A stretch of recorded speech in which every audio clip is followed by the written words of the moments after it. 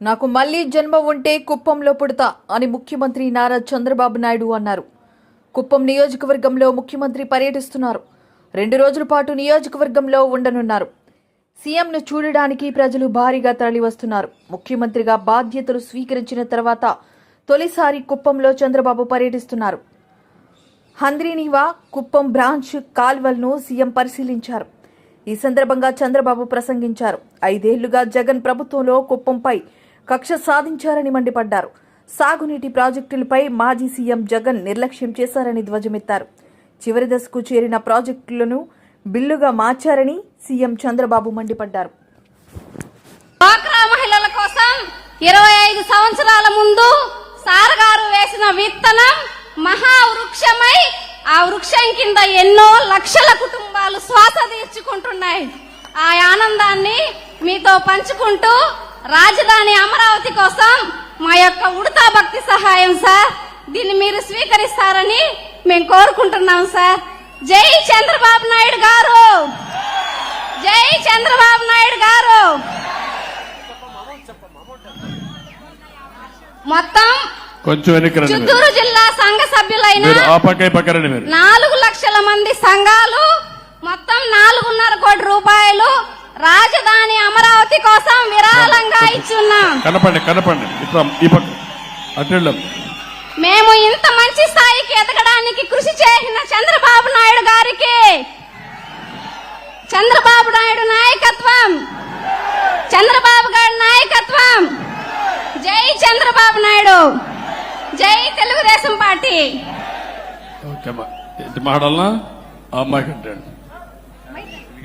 Mic రామాడు ముందుకు వచ్చి పడ్డాడు.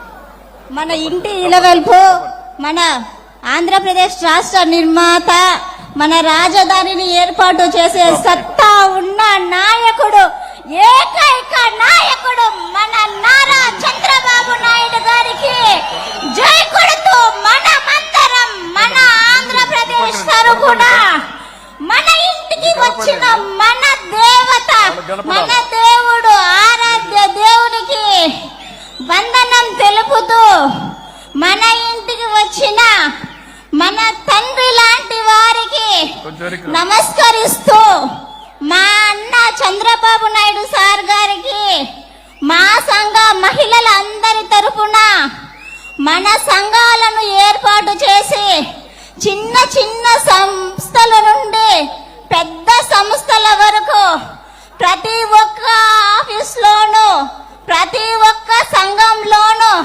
మహిళలకు తమ వంతుగా 30% ఇచ్చి అందరూ సమానంగా ఉండాలని మన మహిళలందరికీ గ్రామాలకెళ్లి సంఘాలను జన్మభూమి కార్యక్రమం కింద గ్రామలక్ష్మి అని ఏర్పాటు చేసి విజయలక్ష్మి మేడంను పిలిపించి సంఘాలకు ట్రైనింగ్ ఇప్పించి సంస్థలను ఏర్పాటు చేసిన ఏకైక నాయకునికి మన అందరి తరపున, మన సంఘ సభ్యుల తరపున, మెప్మా మున్సిపాలిటీ ప్రాజెక్ట్ తరపున మేము 1 కోటి రూపాయలు విరాళంగా ఇస్తున్నాం సార్.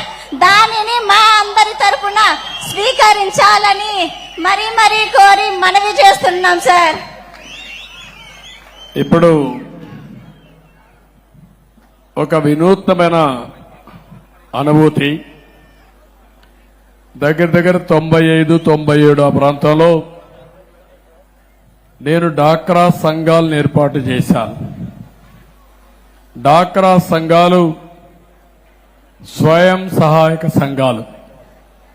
అంత మునుపంతా కూడా కోఆపరేటివ్ ఉంటే దీనివల్ల గవర్నమెంట్ పెత్తనం ఎక్కువ ఉంటుంది. ఆ పెత్తనం లేకుండా వాళ్లే రెగ్యులేట్ చేసుకునే విధంగా 10 మంది కంటే మించకుండా మాక్సిమం 10 కంటే తక్కువ 10-11 వరకు పెట్టి సంఘాలను ఏర్పాటు చేశాం. సమైక్య ఆంధ్రప్రదేశ్లో ఏర్పాటు చేసిన సంఘాలు ఒక బలమైన సంఘాలుగా తయారైనాయి. భారతదేశానికి ఒక ఆదర్శంగా తయారైనాయి. ప్రపంచమంతా వెళ్లే పరిస్థితికి వచ్చారు. వీళ్ళకు భాష రాకపోయినా అక్కడికి పోయి ట్రైనింగ్ ఇచ్చే పరిస్థితి వచ్చింది. నేను చేసింది ఆ రోజు వీళ్ళు చేసే కార్యక్రమాన్ని ప్రోత్సహించడం, వాళ్ళు రూపాయి పొదుపు చేసి నేను రూపాయి రివాల్వింగ్ ఫండ్ ఇచ్చాను. ఆ డబ్బులు వడ్డీకి వాళ్లే మార్చుకుని ఎక్కడికక్కడ ఇది పెంచుకుంటూ మళ్లీ ఎన్నికలప్పుడు పసుపు కుంకుమ కింద ప్రతి ఒక్క మహిళకు 10,000 రూపాయలు ఇచ్చిన పార్టీ తెలుగుదేశం పార్టీ. ఇదే కాకుండా వడ్డీ లేని రుణాలు ఇచ్చి వీళ్ళ ప్రోత్సహించాను.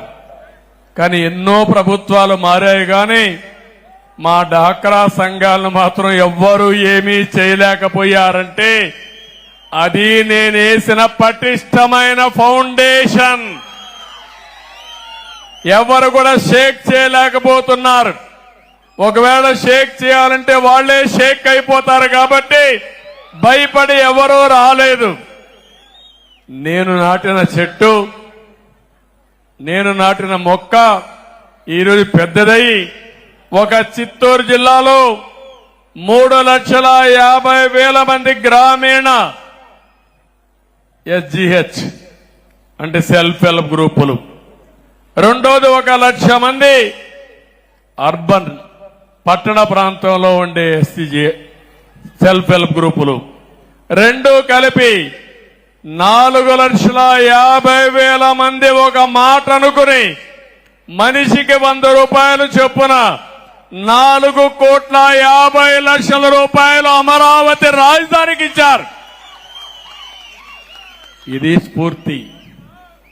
100 రూపాయలు వాళ్ళకి ఎక్కువ కాదు. 100 రూపాయలు ఇవ్వగలిగే శక్తి ఉంది, మనసుంది. నేను అందుకే ఆలోచిస్తున్నాను, మన రాష్ట్రంలో 1,20,00,000 మంది సెల్ఫ్ హెల్ప్ గ్రూపులున్నారు. డాక్రా సంఘాలు, డాక్వా సంఘాలున్నాయి.